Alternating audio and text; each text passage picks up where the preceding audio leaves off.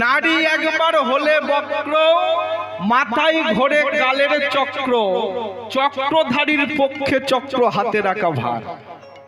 আমার মায়েরা যদি একবার বেঁকে বসে না, সংসার, সমাজ, দেশ, জাতি, ধর্ম সব জায়গা একবার তোলপাড় হয়ে যাবে, তাই না? নারীর ভূমিকা কোথায় নেই বলুন?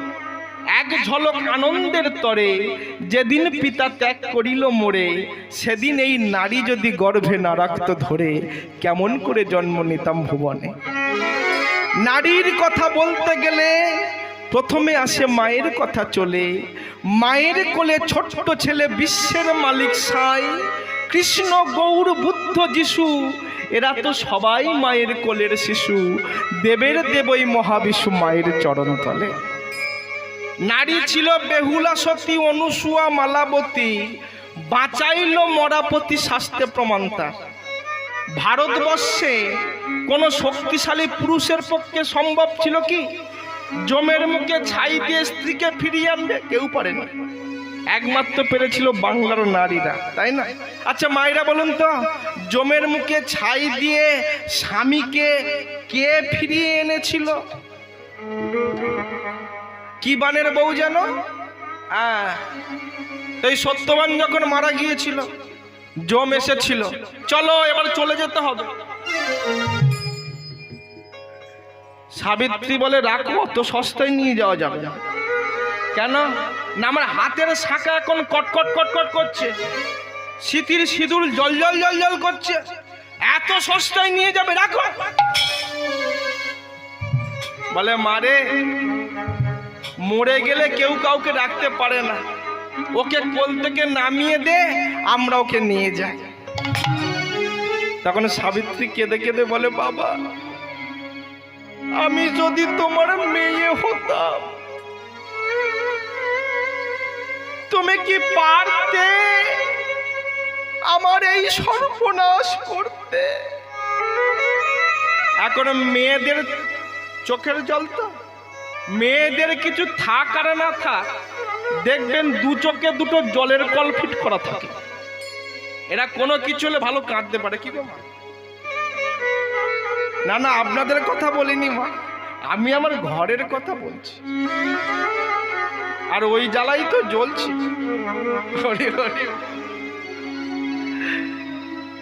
বাবা, আমার কি হবে? এখন মেয়েদের চোখের জল তো যমরাজ একটু দুর্বল হয়ে পড়েছে। আহ মারে, তুই অমন করে কাঁদিস নি, তোর চোখের জল আমি সহ্য করতে পারি না রে। ওরে, স্বামী চাসনি, স্বামী তোকে ফিরিয়ে দিতে পারবো না, স্বামী বাদে তুই যা চাবি আমি তোকে তাই দেব।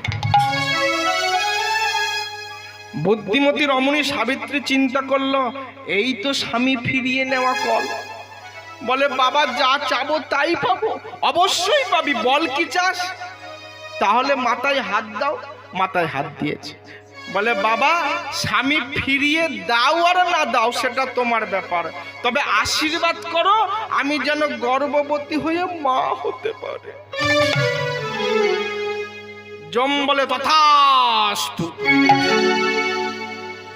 আরে কাণ্ড জ্ঞান আছে কি? তুই কোন আক্কেলে বললি তথাস্তু? তথাস্তু। এখন যম সত্যবানকে নিয়ে যায়, সাবিত্রী পিছনে ধায়, মর্ত নিবাসী পশ্চাৎ ধাবিত। এই রমণী, বললাম তো সন্তান পাবে, আবার কেন সঙ্গ নিয়েছো? যাও, সঙ্গ ছাড়ো, আমাদেরকে যেতে দাও। তখন সাবিত্রী কেঁদে কেঁদে বলে, বাবা, তুমি তো বললে সন্তান পাবো, তা আমার স্বামীকে যদি তুমি নিয়ে চলে যাও, সন্তান কি তোমার বাবার দ্বারাই পাবো? আমি তো সতী নারী, তা আমার স্বামীকে যদি তুমি নিয়ে চলে যাও, সন্তান কি তোমার বাবার দ্বারা? যম বলে, তা তো ভেবে দেখিনি, এই নে তোর মাল, তুই রিটার্ন নে। ঠিক আছে, হরিবল হরিবল হরিবল। নারী ছিল বেহুলা, সতী, অনুসুয়া, মালাবতী, বাঁচাইল মরাপতি, শাস্ত্রে প্রমাণ তার। নারীর ভূমিকা কোথায় নেই? দুর্গা পূজা দেখেছেন? দুর্গাপূজার এক সপ্তাহ আগে মহালয়া হয়, যেদিন অসুরগণের অত্যাচারে দেবতারা স্বর্গ ছাড়ে, সেদিন এই নারী যুদ্ধ করে রাখলো দেবতার মান। অথচ সেই নারীর সামান্য পদভ্রষ্ট হলে আমরা তাকে বলি দুশ্চরিত্রা, আমরা তাকে বলি কলঙ্কিনী, আমরা তাকে বলি কুলোটা। সামান্য পদভ্রষ্ট হলে, আর আমরা পুরুষ মানুষ, আমরা হাজার হাজার দোষ করছি, অন্যায় করছি, সেটা কিছু নয়। কারণ এই ভারতবর্ষ পুরুষ শাসিত সমাজ, এরা নারীদের অগ্রাধিকার সহ্য করতে পারে না, নারীদের অগ্রাধিকার মেনে নিতে পারে না। তাই নারী সম্পর্কে আমরা অনেক কটু কথা, অনেক অশ্লীল বাক্য প্রয়োগ করি, দুশ্চরিত্রা, কলঙ্কিনী, কুলোটা। কিন্তু একবারও ভেবে দেখেছেন কি নারী ছাড়া কোন কার্য সাধন হয়? এই কারণে আমার বিদ্রোহী কবি কাজী নজরুল ইসলাম কলম দিলেন, কি বললেন? বিশ্বে যা কিছু মহান সৃষ্টি ছিল কল্যাণকর, অর্ধেক তার করিয়াছে নারী, অর্ধেক তার নর। নরকুণ্ড বলিয়া তোমারে কে করে হে অজ্ঞান, তারে বলে দাও আদি পাপ নারী নহে, সে যে পুরুষ শয়তান। তিনি আরো বললেন, কি বললেন?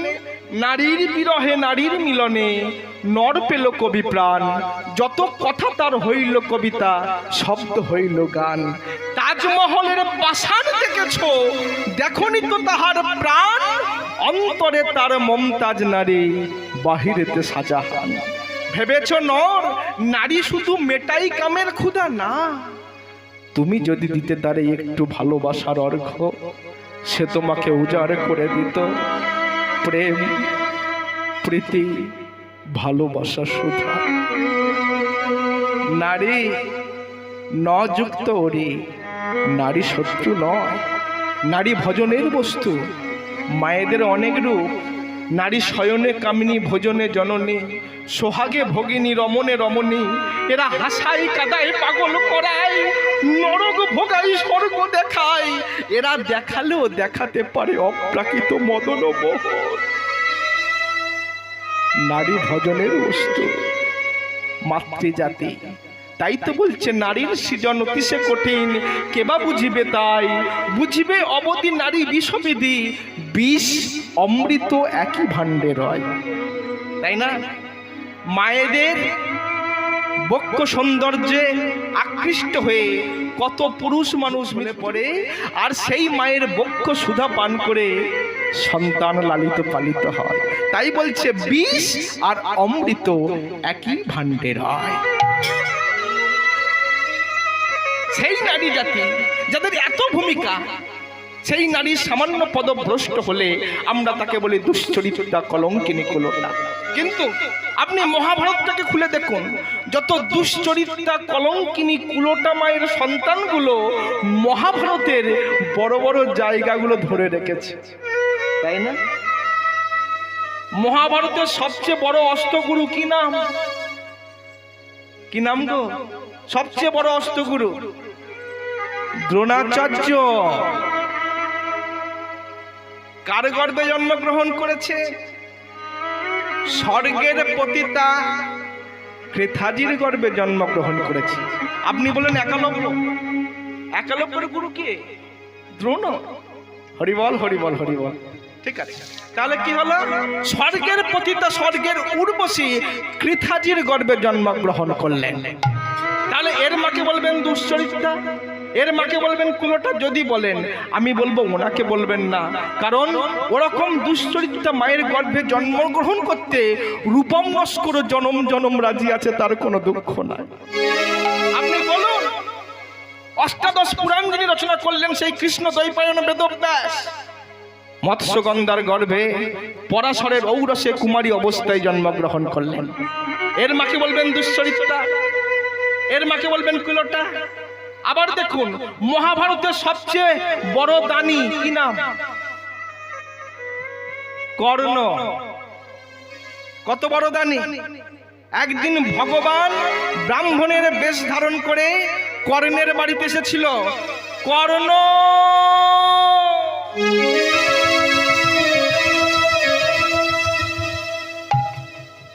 ব্রাহ্মণ ঠাকুরকে দেখা মাত্র কর্ণ সাষ্টাঙ্গের প্রণাম করলেন।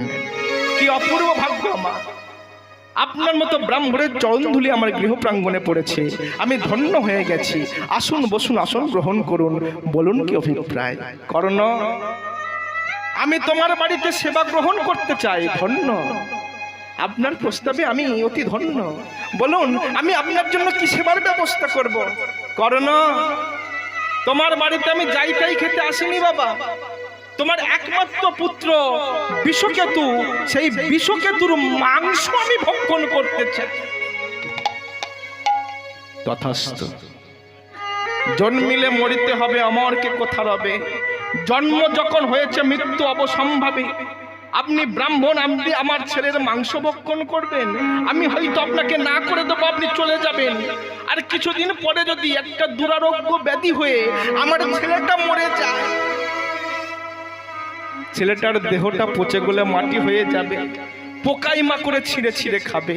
তার থেকে আমার চাষের ফসল, আমার বিজ্ঞানতে সন্তানে যদি কোনো সাধুগুরু বৈষ্ণবের সেবায় লাগে, এর থেকে বড় পাওয়ার কি হতে পারে? দেখেছেন কত বড় দানি? সেই মহাদানী কর্ণ কার গর্ভে জন্মগ্রহণ করেছে? কুমারী অবস্থায় কুন্তির গর্ভে জন্মগ্রহণ করলেন। এর মাকে বলবেন দুশ্চরিত্রা, এর মাকে বলবেন কুলোটা কলঙ্কিনী। আবার দেখুন, স্বর্গ হইতে পতিতা গঙ্গা শিবের পেলেন পতি। গঙ্গাকে যখন স্বর্গ থেকে আনয়ন করলো ভগীরথ মর্তের মাটিতে, প্রথমে শিবকে প্রতিরূপে বরণ করলো, পরে শান্তনু রাজা, তাই তো?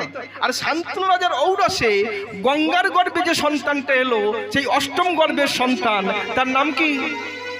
ইচ্ছামৃত্যু ভীষ্ম। যদি বলে মরবো তবে মরবে, যদি বলে মরবো না, কার বাপে তাকে মরে, তাই না? কত বড় জায়গা। হ্যাঁ, তাহলে কি হলো? গঙ্গা যখন প্রথমে শিবকে প্রতিরূপে বরণ করলেন, পরে শান্তনু রাজা, তাই তো? তাহলে একটা নারী যখন এক পুরুষে মন দেয় তাকে কি বলা হয়? একটা নারী যখন এক পুরুষে মন দেয় তাকে বলা হয় সতী। একটা নারী যখন দু পুরুষে মন দেয় তাকে বলা হয় দ্বিচারিণী। একটা নারী যখন তিন পুরুষে মন দেয় তাকে বলা হয় কুলোটা। একটা নারী যখন চার পুরুষে মন দেয় তাকে বলা হয় সৌরিণী। একটা নারী যখন পাঁচ পুরুষে মন দেয় তাকে বলা হয় পতিতা। একটা নারী যখন পাঁচ পুরুষে মন দেয় তাকে বলা হয় পতিতা। তাই যদি হয়, তাহলে আমাদের দ্রৌপদী সতী হলো কি করে? তার তো একটা নয়, দুটো নয়, তিনটে নয়, পাঁচটা স্বামী। সে সতী হলো কি করে? বলে ওটা বোধহয় বড় বাড়ির বউ বলে, তাই না? এই সমস্ত প্রশ্নের উত্তর জানতে গেলে সাধুগুরু বৈষ্ণবের চরণটা ভালো করে ধরতে হবে। কেন? সাধু সঙ্গ সর্বশাস্ত্রে কয়, নেওয়া মাত্র সাধু সঙ্গ সর্বসিদ্ধি হয়, তাই না? মায়েদের ধর বাপকে পাবি ঘুচবে মনে দ্বন্দ্ব, দাস নিত্যানন্দ কহে কর হে সাধু সঙ্গ। বাবাকে পেতে গেলে আগে মাকে ধরতে হবে, তাই তো? এক মা আর এক মাকে বলছে, দিদি মেয়ে তো বিয়ে দিলি, তার জামাই কেমন হলো রে? বলে কি বলবো বোন, জামাই আমার সোনার ছেলে। জামাই আমার সোনার ছেলে, আমার ছেলে ভালো না। বলে জামাই সোনার ছেলে কেন? বলে আমার মেয়ে যা বলে জামাই তাই শোনে। মেয়ে যা বলে জামাই তাই শোনে। জামাই আমার সোনার ছেলে, আমার ছেলে ভালো না। বলে ছেলে ভালো নয় কেন? বলে ছেলে শুধু বউয়ের কথা শোনে। গন্ডগোলটা কোথায় বুঝতে পারছেন মা? বলে খোকা তোর মাথা ভালো, বলে তবু তো তেল মাখিনি। মায়েদের ধর বাপকে পাবি ঘুচবে মনে দ্বন্দ্ব, দাস নিত্যানন্দ কহে করহে সাধু সঙ্গ, সাধু সঙ্গ সাধু সঙ্গ সর্বশাস্ত্রে কয়, নেয়ামাত্র সাধু সঙ্গ সর্বসিদ্ধি হয়। কোন ভাগ্যে কোন জীবের শ্রদ্ধা যদি হয়, সেই জীব আগে সাধু সঙ্গ লয়। সাধু সঙ্গ হইতে হয় শ্রবণ কীর্তন, শ্রবণ কীর্তন হইতে হয় প্রবৃত্তি নিবর্তন, প্রবৃত্তি নিবৃত্তি হলে জীবে নিষ্ঠা হয়, জীবে নিষ্ঠা হলে রুচি উপজয়, রুচি হইতে হয় আসক্তি প্রচুর, আসক্তি হইতে হয় প্রেমের অঙ্কুর, সেই প্রেম গাঢ় হলে ধরে প্রেম নাম, এমন প্রেম প্রয়োজন সর্বানন্দ ধাম। প্রেম